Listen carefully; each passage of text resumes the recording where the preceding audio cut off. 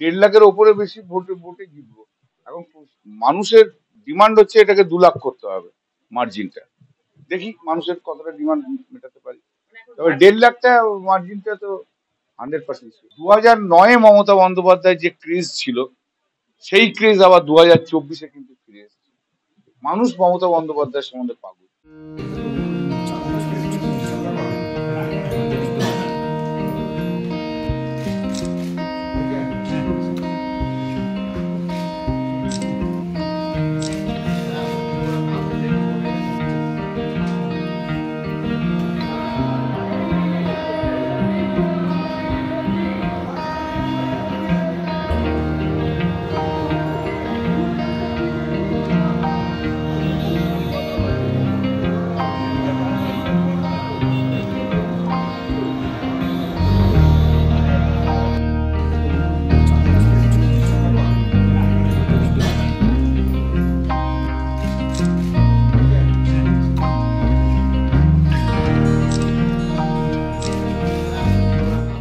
হ্যাঁ, প্রথম দিন নমিনেশন ফাইল করলাম। শুরু তো অনেকদিন আগেই হয়েছে। তো নমিনেশন পেপারটাও তো একটা ওই ইলেকশন প্রসেসের পার্ট, ইম্পর্টেন্ট পার্ট। সেই নমিনেশন ফাইল করে দিলাম আজকে, মানে ক্যান্ডিডেট হিসেবে আজ থেকে রইলাম, আর কি শুরু হলো। স্বীকৃতিটা হবে 6 তারিখের পর। ভাবাভাবির কি আছে, আগেই তো বলে দিয়েছি, বারবার একই প্রশ্ন করো। 1.5 লাখের ওপরে বেশি ভোটে ভোটে জিতবো। এখন মানুষের ডিমান্ড হচ্ছে এটাকে 2 লাখ করতে হবে মার্জিনটা। দেখি মানুষের কতটা ডিমান্ড মেটাতে পারি। তবে 1.5 লাখটা মার্জিনটা তো 100% শিওর। হ্যাঁ, ওটাই হচ্ছে। এবারে চাপটা হচ্ছে মার্জিন বাড়ানোর চাপ, অন্য কোনো চাপ নেই। আমি ভাবছি 1.5 লাখের ওপর। আর যেখানে যাচ্ছি লোকজন বলছে না দাদা এবার 2 লাখ করে দিতে হবে। ওসব আমি কমেন্টই করতে চাইছি না। সবল দুর্বল আমার কোনো ব্যাপারই না। আমি একটা জিনিস বুঝি, জীবনে পজিটিভনেস। অন্য লোকের নামে বদনাম করে কখনো নিজে কখনো বড় হওয়া যায় না, কিছু করতেও পারে না।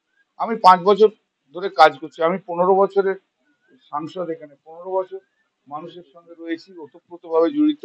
আমি কাজ করেছি, আমাদের সংগঠন আছে, আমাদের সবাই, আমাদের বিধায়করা কাজ করে, ভালো কাজ করে সবাই, আমাদের পার্টি কাজ করে। সর্বোপরি মমতা বন্দ্যোপাধ্যায় গোটা পশ্চিমবাংলায় যা করেছে এবারে, আমি একটা জিনিস আমার যেটা মনে হচ্ছে, let me tell you very frankly, 2009-এ মমতা বন্দ্যোপাধ্যায় যে ক্রেজ ছিল সেই ক্রেজ আবার 2024-এ কিন্তু ফিরে এসেছে। মানুষ মমতা বন্দ্যোপাধ্যায়ের সম্বন্ধে পাগল।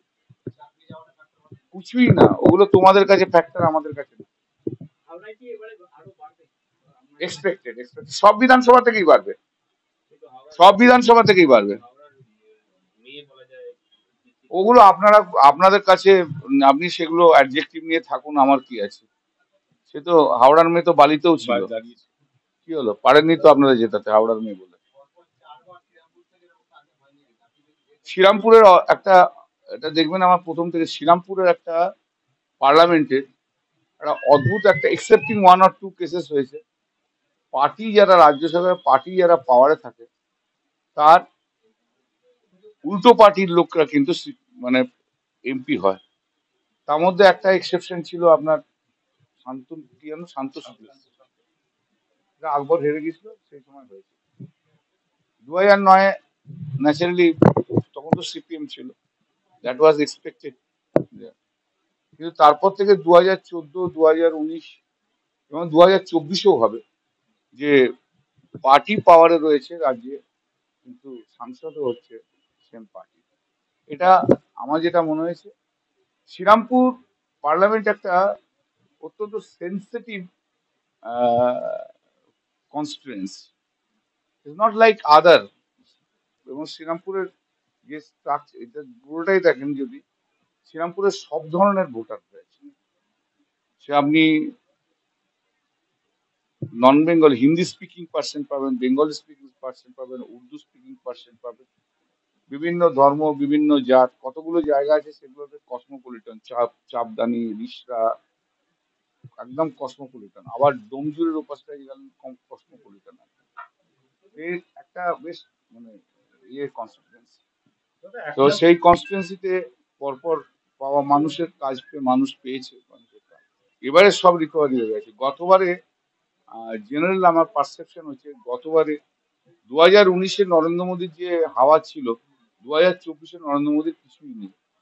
তাই গতবারে যেটা ভোটটা এসছিল বিজেপি, সেই ভোটটা বিজেপি এমনিতেই এবার লুজ করবে।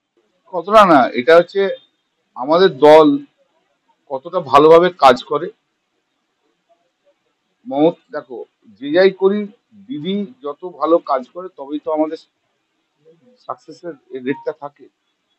লিডার যত ভালো কাজ করে, ওই যে বললাম যে একটা মমতা বন্দ্যোপাধ্যায়ের গ্রহণযোগ্যতা, এবার আমি এক্সটেন্সিভলি ঘুরেছি গ্রামে গ্রামে, মানে অন্যবারের চেয়েও কিন্তু আমি বেশি ঘুরেছি এবার। এক্সটেন্সিভলি ঘুরে আমি দেখেছি যে মমতা বন্দ্যোপাধ্যায়ের প্রতি অসম্ভব অসম্ভব বিশ্বাস, ভালোবাসা মানুষের মধ্যে রয়েছে। এটা কেউ নষ্ট করতে পারবে না কোনো প্রক্রিয়াতে না। এ তো সে তো বিজেপি এখনো চেষ্টা করে, বিভাজনের রাজনীতি কি এখনো করে না? এখনো করে, কিন্তু মানুষ এগুলো গ্রহণ করছে না এখন। বিজেপির এজেন্ডাই তো বিভাজনের রাজনীতি, আর কি আছে? বিভাজনের রাজনীতি, ইডিসি ব্যয়ের রাজনীতি, এই তো রাজনীতি। ওরা নতুন করে আর কি আছে? হ্যাঁ, প্রথম দিন নমিনেশন ফাইল করলাম। শুরু তো অনেকদিন আগেই হয়েছে। তো নমিনেশন পেপারটাও তো একটা ওই ইলেকশন প্রসেসের পার্ট, ইম্পর্টেন্ট পার্ট।